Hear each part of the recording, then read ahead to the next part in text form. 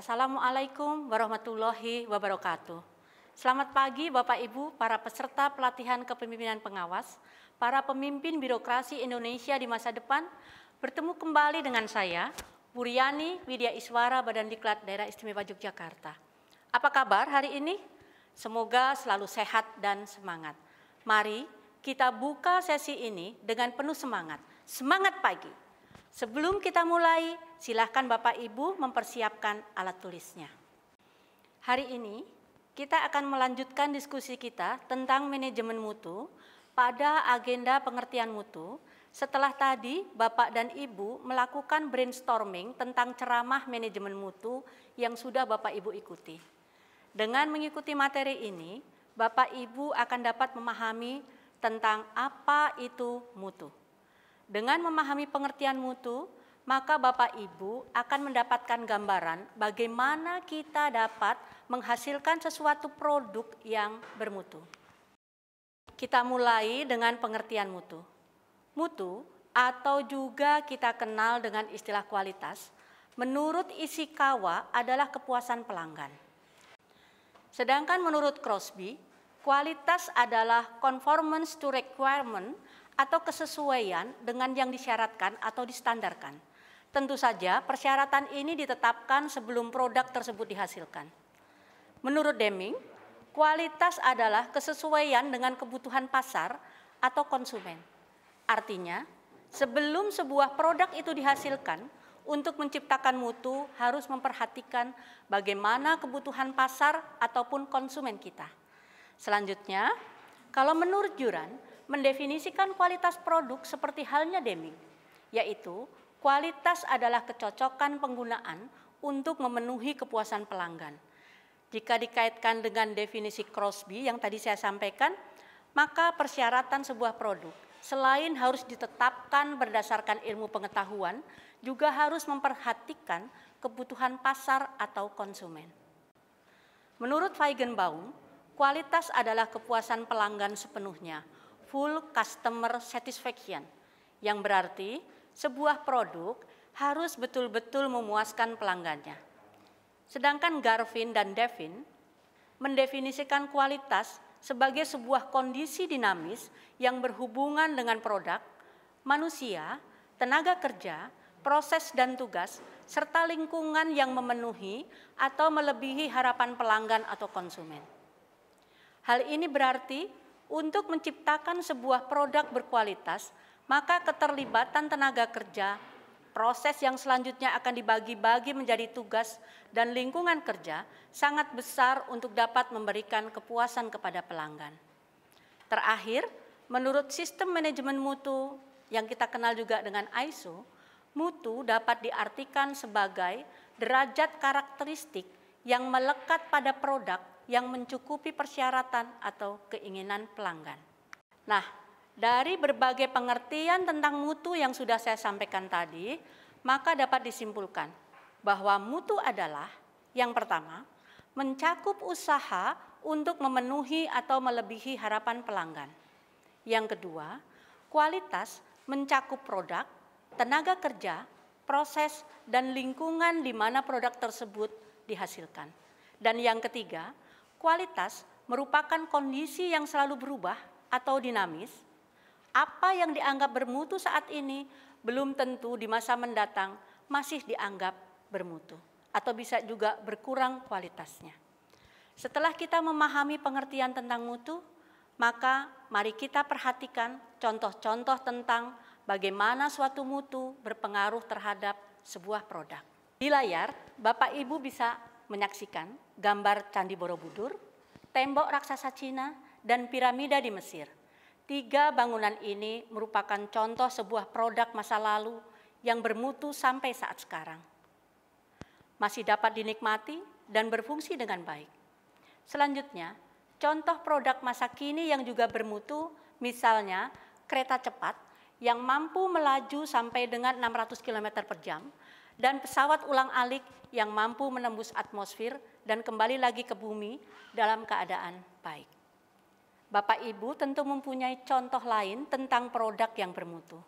Silahkan tuliskan di atas sehelai kertas.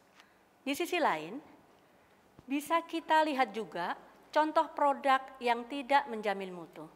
Misalnya, seperti dilihat di layar, ambruknya girder jalan tol Depok Antasari pada tahun 2018.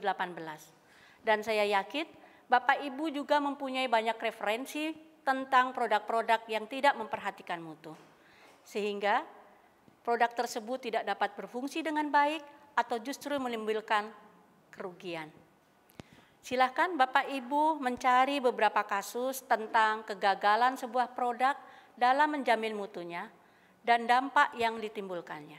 Selanjutnya, mari kita perhatikan bagaimana sebuah perusahaan besar memperhatikan kualitas produknya agar dapat memberikan kepuasan kepada pelanggannya. Silahkan Bapak Ibu mencatat apa saja yang dilakukan oleh perusahaan tersebut untuk menjamin kualitas produknya.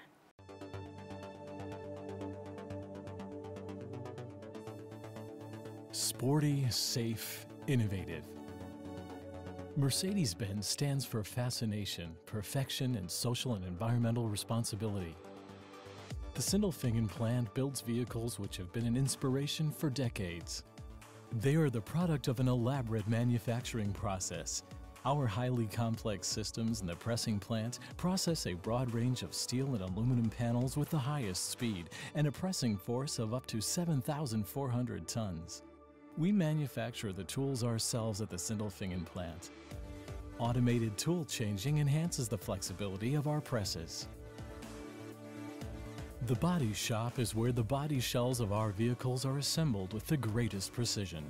The quality of every single body is measured using state-of-the-art laser technology. Movable parts such as the doors are positioned precisely using best fit technology. During the finish, our employees' experience determines whether the bodies meet our high-quality standards. In the paint shop, every Mercedes-Benz is given an individual look with classic high-gloss paints or special paint finishes such as alubeam or matte paint. Following intensive cleaning, the paint is applied in several layers. Our up-to-date systems work with environmentally friendly, water-based paints.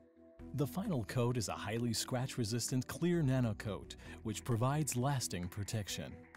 Our customers can be certain that environmental protection is one of the most important goals throughout all our production steps.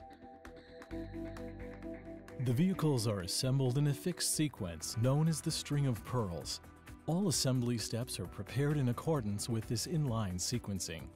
During the wetting station, the chassis, engine, drivetrain, and body shell are assembled with maximum accuracy. Our intelligent logistics guarantee that all materials are in the right place at the right time.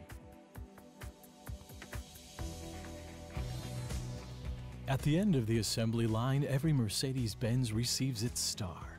This is followed by further extensive tests of every function. As part of the final inspection, the paintwork and assistance functions in the vehicle interior are checked. Only then can we be certain that the vehicle meets our own demanding standards and those of our customers.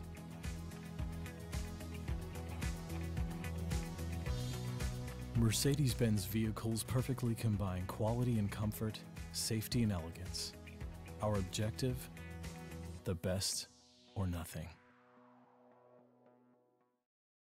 Mercedes-Benz, the best or nothing.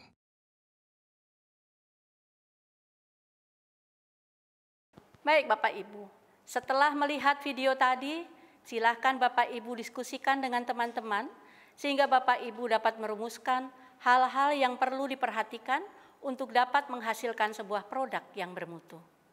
Nanti, setelah mengikuti tayangan video ini, silahkan hasil diskusi Bapak Ibu dikirimkan ke email saya. Baik Bapak Ibu, demikian tadi penjelasan saya tentang pengertian mutu. Dan Bapak Ibu juga sudah melihat bagaimana sebuah perusahaan besar mewujudkan kualitas produknya. Kesimpulan yang bisa kita tarik dalam sesi ini adalah begitu pentingnya suatu mutu produk karena hal ini sangat berkaitan erat dengan menciptakan kepuasan pelanggan dan kredibilitas organisasi. Mohon maaf atas semua kesalahan, terima kasih atas perhatiannya, semoga bermanfaat. Sampai bertemu lagi pada pertemuan berikutnya, yaitu pada sesi Sejarah Perkembangan Manajemen Mutu. Saya akhiri sesi ini dengan sebuah pantun, jalan-jalan ke kota Kroya mencari buah mangga dan buah tomat. Selamat berkarya, semoga Bapak Ibu selalu sehat dan tetap semangat. Semangat pagi.